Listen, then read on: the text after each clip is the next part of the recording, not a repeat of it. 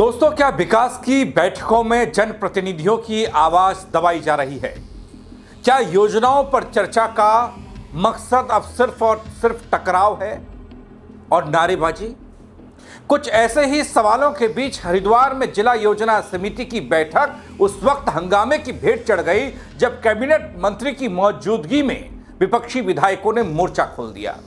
Table पर रखी booklet उठाकर फेंक दी। नारेबाजी खूब हुई सरकार के खिलाफ। पूरा सभागार गूंज रहा था। आखिर ऐसी स्थिति क्यों बनी? क्यों बैठक छोड़ चले गए सब और महाराज देखते रह गए? बताऊंगा आपको बवाल के पीछे की असल वजह अपने इस रिपोर्ट के जरिए। वीडियो को अंत तक जरूर देखिएगा दोस्तों।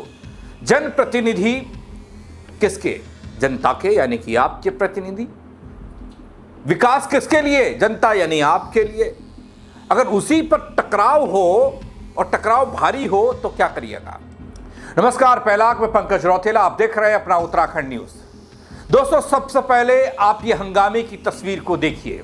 जो जिला योजना के निर्वाचित सदस्य हैं उनके प्रस्ताव इस डायरी के अंदर लिए गए हैं। हम संतुष्ट हैं।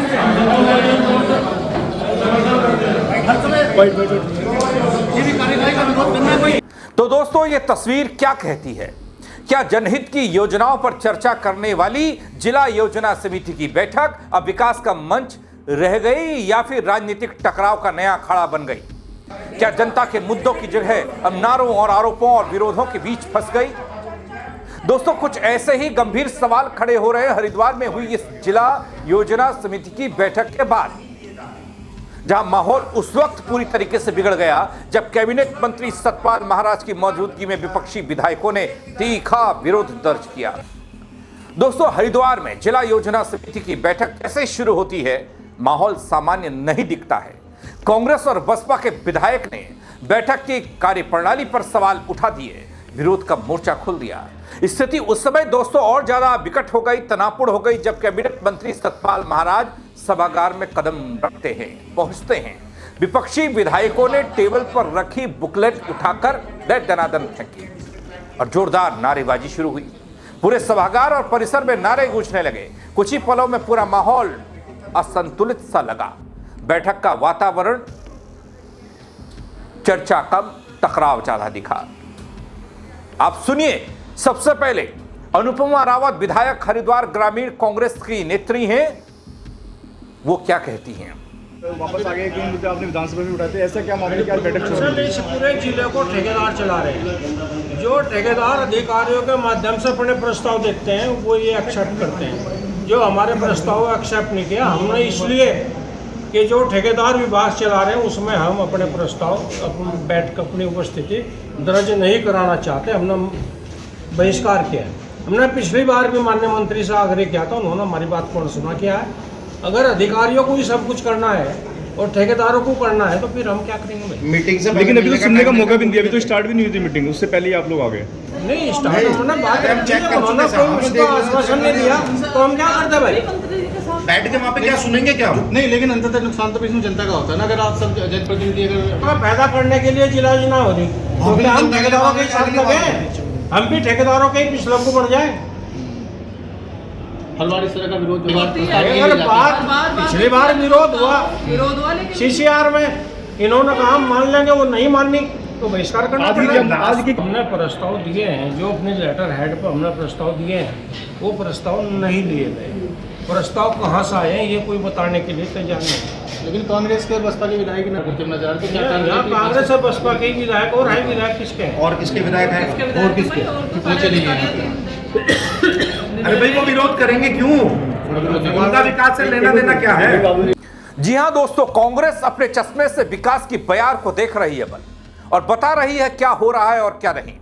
दोस्तों, जहां कांग्रेस विधायक अनुपमा रावत मौजूद थी वहां रवि बहादुर भी थे और वहीं बसपा विधायक शहजाद अली भी थे।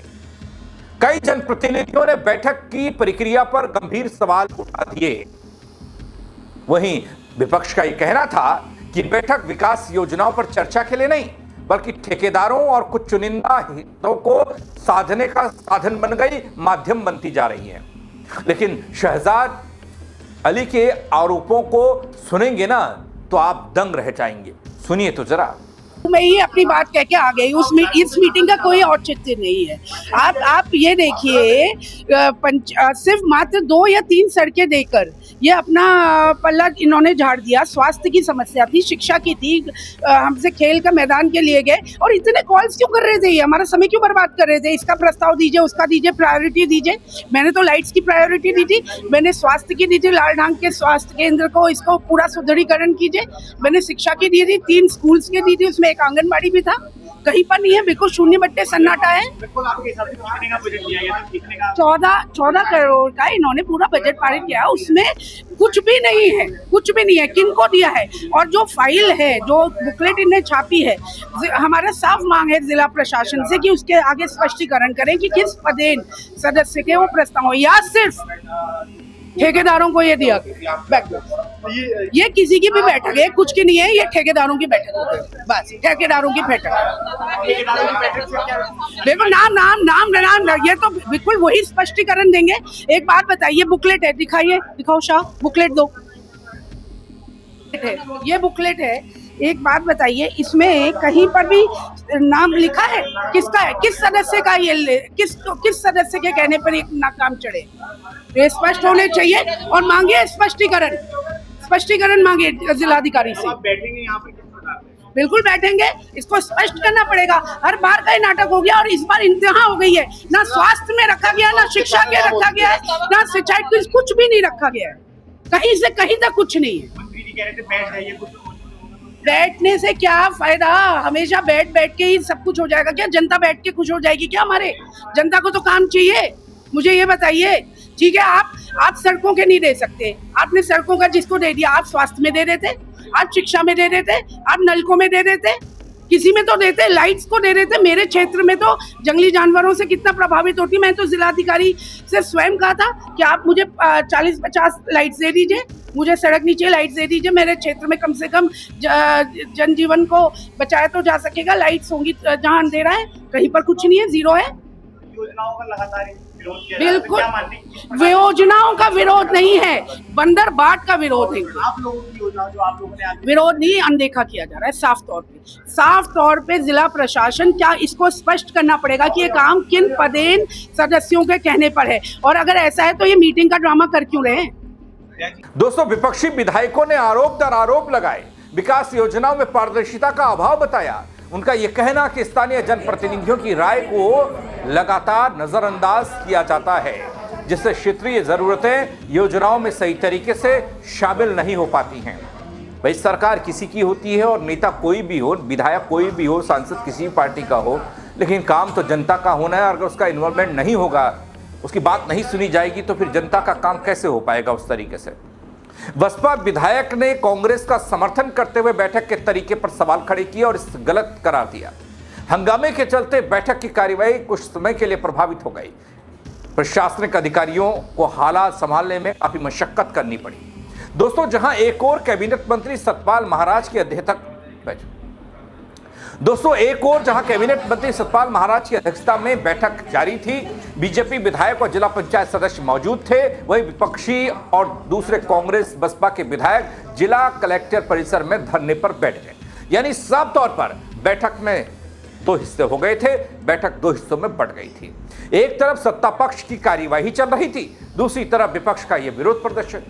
इसी बैठक में रवि बहादुर विधायक ज्वालापुर कांग्रेस के, वो भी विकास की पोल खोलते दिखाई दिए। लेकिन क्या ऐसा मामला है फिर शुरुआत से आप बाहर निकल के आ गए? देखिए यार, सारे सीनियर विधायक हमारे खड़े हैं, जिला योजना की मीटिंग है, डिस्ट्रिक्ट प्लान है, बहुत इंपॉर्टेंट है, पर रिपीटिव रिमाइंडर के बाद भी आज भी ढाक के वही 3 बात है, वही नलकों में 1 करोड़ 60 लाख रुपए दे रखे हैं, वही सड़कें हैं, विधायकों के जनप्रतिनिधियों के प्रस्ताव कंसिडर नहीं किए जा रहे हैं, ठेकेदारों को जो है तवज्जो दी जा रही है। कहाँ से प्रस्ताव आ रहे हैं, क्यों आ रहे हैं? इतना महत्वपूर्ण जो है बजट है, पहले ही हरिद्वार के साथ जो है अनदेखी की जाती है, उसका बजट कम कर रखा है, जबकि यहाँ का क्षेत्रफल और यहाँ की पॉपुलेशन सबसे ज्यादा है, उसके बाद भी जो है चीजें खराब की जा रही है। रिपीटिव रिमाइंडर के बाद भी आज भी जो है अधिकारियों के और जो है हमारे जो प्रभारी मंत्री उनके कान पे जूनी रेंग रही है, तो कोई मतलब नहीं था, इसलिए मीटिंग का बहिष्कार किया गया। हमारे सीनियर विधायक सब उठ के आ गए, उनके पीछे हम भी आ गए हैं। ये मजाक हो रही है ना, जनता की गाड़ी कमाई के साथ आप जो है इधर उधर की हरकत कर रहे हैं, ये ठीक नहीं है। दोस्तों, इस पूरे घटनाक्रम ने कई गंभीर सवाल खड़े किए हैं। क्या जिला योजना बैठकों में अब विकास योजनाओं की जगह सियासी बयानबाजी होगी, ये हावी रहेगी? क्या विपक्ष की आवाज को अनसुना वाकई में किया जा रहा है, या फिर ये विरोध की एक शैली है टकराव को बढ़ाने की एक योजना?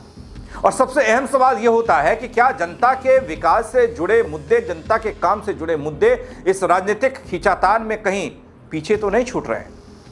हरिद्वार की यह बैठक दोस्तों सिर्फ एक प्रशासनिक बैठक नहीं रही, बल्कि ये उस बड़े सवाल का प्रतीक बनी कि विकास की योजनाएं किस दिशा में बढ़ रही हैं आगे।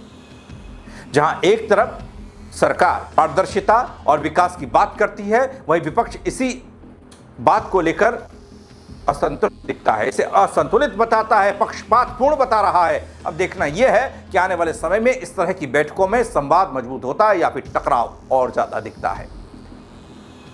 क्या स्थिति है? क्यों नहीं स्थानीय जनप्रतिनिधियों को तवज्जो दी जाती? दोस्तों, आप अपनी राय दे सकते हैं, कमेंट करिएगा, शेयर करिएगा इस खबर को, ताकि और लोग भी बता पाएं कि बैठक में होने वाला यह हंगामा कितना जनता से जुड़ा हुआ है और जनता के भले के लिए है। फेसबुक पर देखेंगे तो फॉलो कीजिएगा, यूट्यूब पर देख रहे तो सब्सक्राइब कीजिएगा। मेरे साथ जुड़ने के लिए आप सबका बहुत शुक्रिया। जय उत्तराखंड रेडियो। जो जिला योजना के निर्वाचित सदस्य हैं उनके प्रस्ताव इस डायरी के अंदर लिए गए हैं।